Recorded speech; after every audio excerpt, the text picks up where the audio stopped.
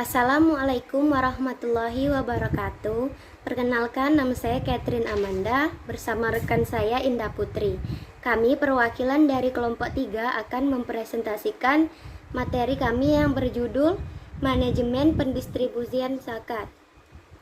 Distribusi dapat diartikan penyaluran, sedangkan dalam bisnis salah satu aspek dalam pemasaran secara lengkap manajemen distribusi yaitu suatu strategi dalam mengembangkan aturan distribusi dari perencanaan atau planning, pengorganisasian atau organization, pengoperasian atau operation, dan pengawasan atau controlling, guna mencapai tujuan perusahaan atau lembaga zakat.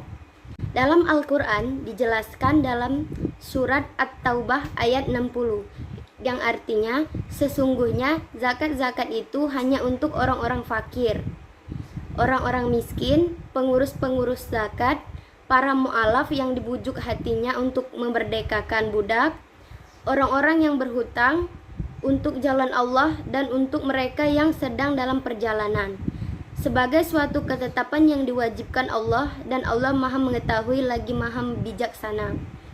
Dalam perkembangan skala prioritas, penerima zakat menggunakan konsep had kifayah, yaitu merupakan sebuah ukuran kebutuhan yang sangat urgent dan fundamental.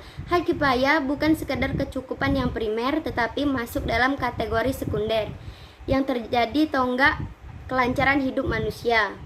Konsep ini kemudian dikembangkan oleh Basnas dengan skala dimensi had kifayah meliputi makanan, pakaian, tempat tinggal dan fasilitas rumah tangga, ibadah, pendidikan, kesehatan, dan transportasi.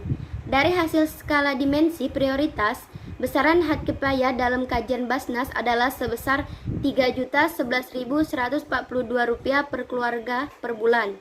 Baiklah, saya akan melanjutkan materi yang sebelumnya. Penyaluran dana zakat dapat dibedakan berdasarkan kebutuhan mustahik. Pertama, penyaluran dana zakat untuk kegiatan konsumtif atau layanan kedaruratan, atau pendistribusian yang mencakup bantuan pendidikan, bantuan kesehatan, bantuan kemanusiaan, dan bantuan pada bidang dakwah dan advokasi seperti pengadaan dai untuk daerah rawan akidah.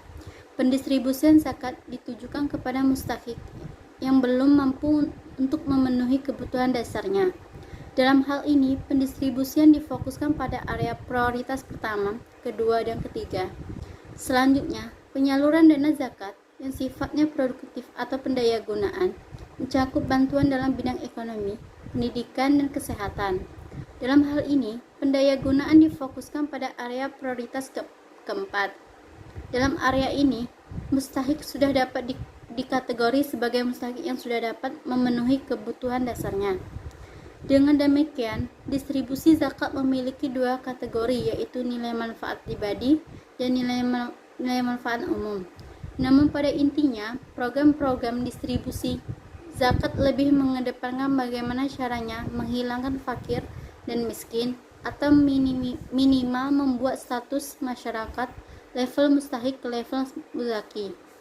Selain menggunakan had kifayah dalam pendistribusian, zakat bisa menggunakan metode participatory rural appraisal atau PRA, sebuah pendekatan yang memungkinkan masyarakat bersama-sama menganalisis masalah yang dihadapi masyarakat dengan merumuskan perencanaan dan kebijakan secara mandiri. Adapun prinsip dalam metode PRA, yang pertama, visualisasi, verbalisasi, dokumentasi. Yang kedua, sequencing.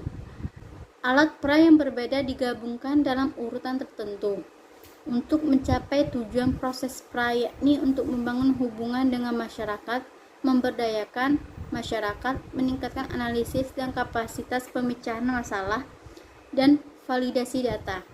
Yang ketiga, pengabaian optimal.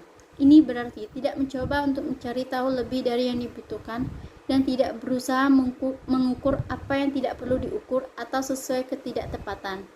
Yang keempat, triangulasi. Salah satu masalah utama hasil PRA adalah validasi.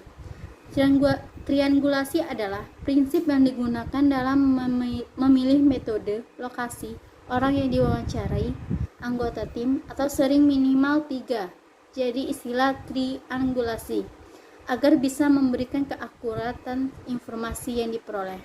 Sekian presentasi dari kami. Wabillahi taufiq wal hidayah. Wassalamualaikum warahmatullahi wabarakatuh.